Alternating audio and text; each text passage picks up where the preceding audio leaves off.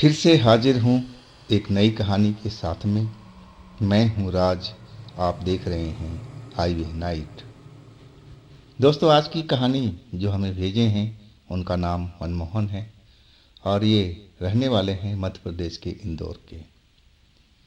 और साल था 2014।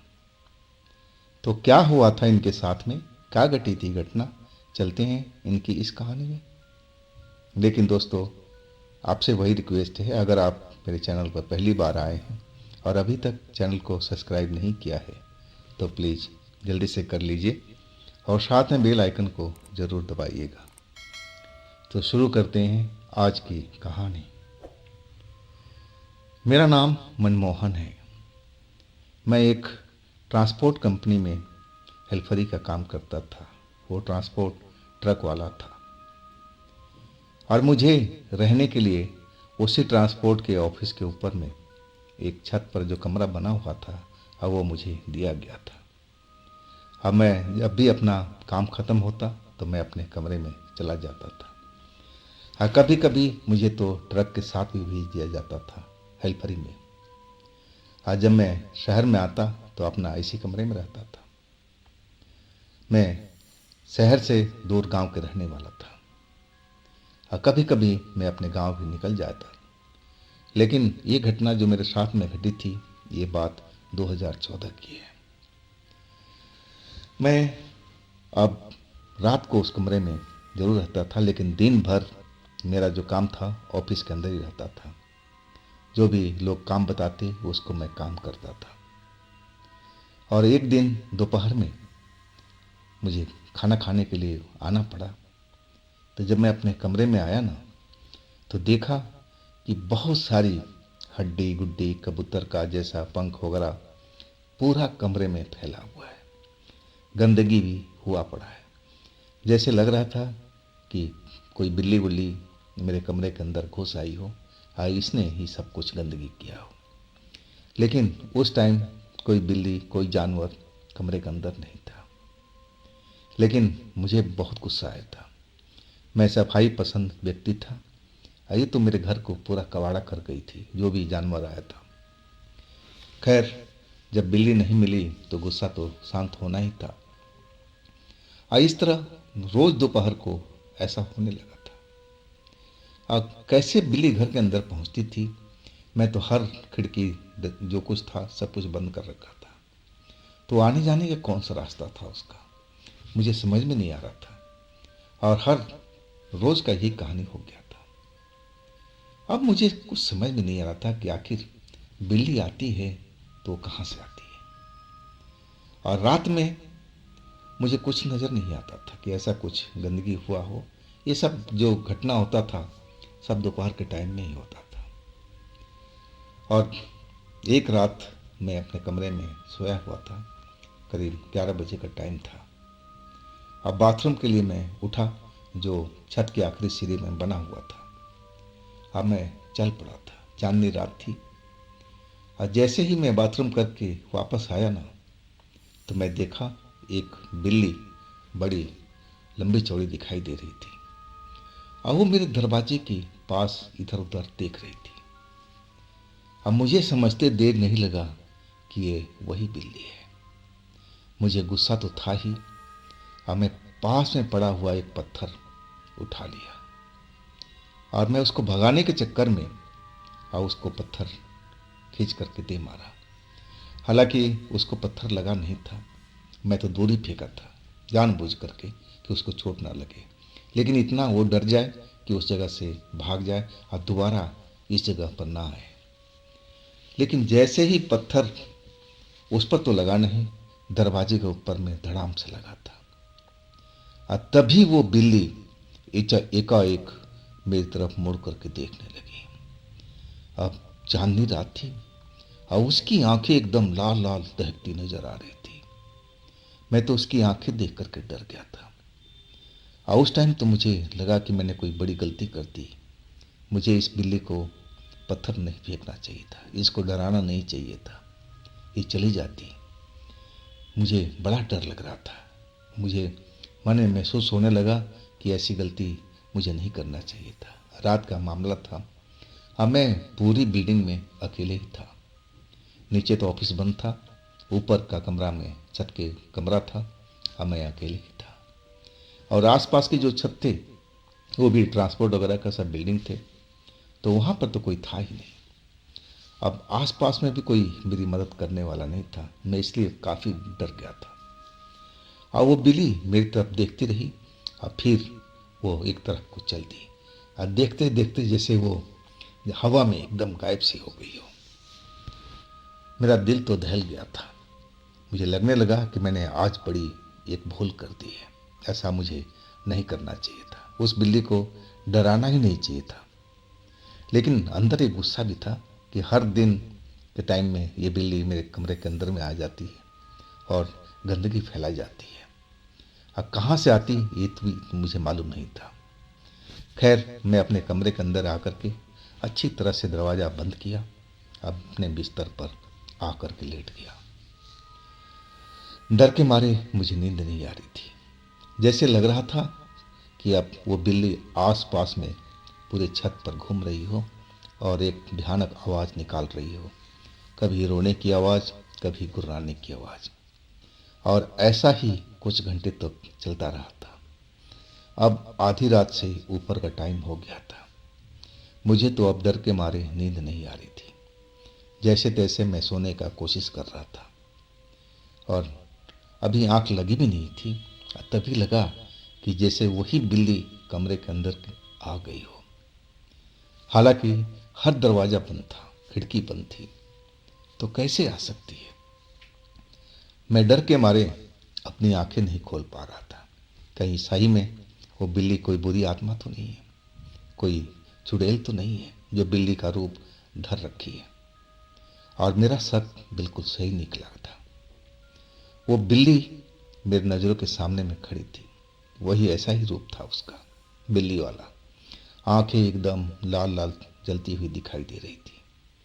हाँ, मैं तो देख करके ही उसको कांप गया था। डर के मारे जैसा लगा कि मेरे प्राण निकल जाएंगे। हाँ, मैं चिल्लाना शुरू कर दिया था डर के मारे। और बिल्ली खड़ी मुझे घूर रही है जैसे वो मुझे अब फाड़ देगी। अब मैं एकदम डरा हुआ अपने बिस्तर पर दीवार पर चिपकता जा रहा था। चिल्लाने का भरपूर कोशिश कर रहा था, लेकिन वहाँ तो इस टाइम में कोई था ही नहीं। तो भला मेरी कौन मदद कर सकता है। और तभी वो बिल्ली एक इंसानी रूप धरने लगी थी। देखते ही देखते वो एक औरत बन गई थी। हाँ, औरत का जो चेहरा था वो तो बिल्ली से भी ज़्यादा खतरनाक दिख रहा था। एकदम मोटी मोटी आंखें, भयानक चेहरा। हाँ, मैं तो देखते ही समझ गया कि मैं अब बच नहीं पाऊंगा। ये जरूर उसी चुड़ैल का, वो बिल्ली का आत्मा है जो अब चुड़ैल बन चुकी है। अब मेरे मन में तो ऐसा डर आ गया था कि मैं सूखे पत्ते की तरह कांप रहा था। मैं उड़ना उठ करके भाग रहा था, ना कुछ कर पा रहा था। जहाँ पड़ा था वहीं बस चिपका रह गया था दीवार के सहारे में। और अचानक वो चुड़ैल जो बिल्ली से चुड़ैल बन गई थी अब मेरे नज़दीक आने लगी। और जैसे जैसे नज़दीक आ रही थी अब एक अजीब सी बदबू कमरे के अंदर में फैलना शुरू हो गया था। लग रहा था कि जैसे गटर में नहा करके वो चुड़ैल निकली है। पूरा सड़ा हुआ बदबू कमरे में फैलता जा रहा था। अब जैसे जैसे नज़दीक आ रही थी मेरे प्राण सूखे जा रहे थे।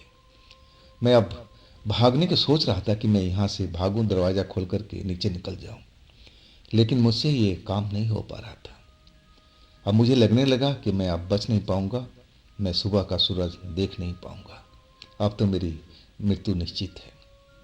और अचानक ऐसा लगा कि जैसे कोई कह रहा हो, अरे बेटा, हनुमान चालीसा पढ़ ले, सब कुछ सही हो जाएगा, तू क्यों डर रहा है। ये आवाज़ जो थी मेरी कुछ जानी पहचानी सी लग रही थी, लेकिन मैं उस टाइम इतना सोच विचार नहीं कर पा रहा था। लेकिन मन में तो एक ख्याल जरूर आया था, जो किसने भी मेरे दिमाग में डाला था कि बेटा हनुमान चालीसा पढ़, तभी तू बच पाएगा इस चुड़ैल से, नहीं तो तू मारा जाएगा। आवाज़ मैं जानता पहचानता था, लेकिन उस टाइम वही बात था कि मैं सोच विचार बिल्कुल नहीं कर रहा था।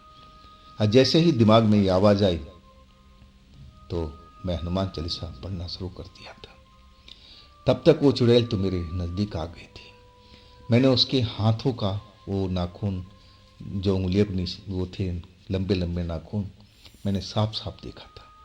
बड़ी धारदार उसकी नाखून थे। वो एक झटके से मेरा जो गर्दन था उसको अलग कर सकती थी, इतना मुझे चाकू की तरह तेज दिखाई पड़ रहे थे।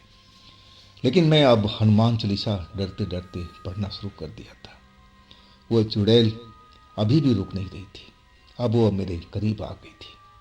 अब लगने लगा कि अब हनुमान चालीसा भी मेरी सहायता नहीं कर पाएगा।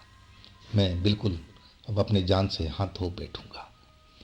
और तब तक शायद चमत्कार हुआ था। और वो चुड़ैल जहाँ थी अब वहीं खड़ी रह गई थी। अब वहीं से खड़े खड़े वो मुझे घूर रही थी और उसके गले से, मुंह से वही बिल्ली वाली आवाज़ गुर्राने की, वैसे ही चिल्लाने की आवाज़ सुनाई पड़ने लगी, जैसे वो काफ़ी गुस्से में हो। वो जैसे कह रही हो कि तुम ये हनुमान चालीसा पढ़ना बंद कर दो और नहीं तो मैं तुम्हें जान से मार दूंगी। लेकिन मैं समझ गया था कि मुझे ये काम तो ज़रूर करना है। हनुमान चालीसा पढ़ते जाना है, इसको बंद नहीं करना है, नहीं तो मैं मारा जाऊंगा। और वही मैंने हनुमान चालीसा पढ़ना जारी रखा। कुछ पल तो वहीं खड़ी रही, गुर्राती रही, डराती रही मुझे। लेकिन जब देख लिया कि मैं हनुमान चालीसा बंद नहीं कर रहा हूँ ना, तो फिर वो दीवार में जैसे समा गई हो या फिर वो नज़र नहीं आए। लेकिन मैं डरा रहा, अपने बिस्तर से जिस जगह पर था वहाँ से हिला तक नहीं था।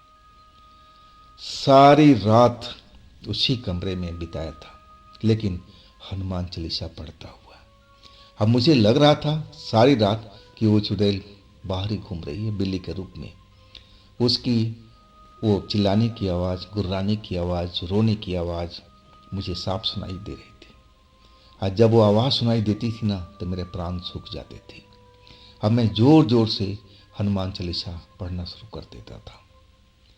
अब भगवान की कृपा से रात निकल चुकी थी और सुबह आ गई थी। अब सुबह हुई ना, तब मेरे प्राण में प्राण आए थे।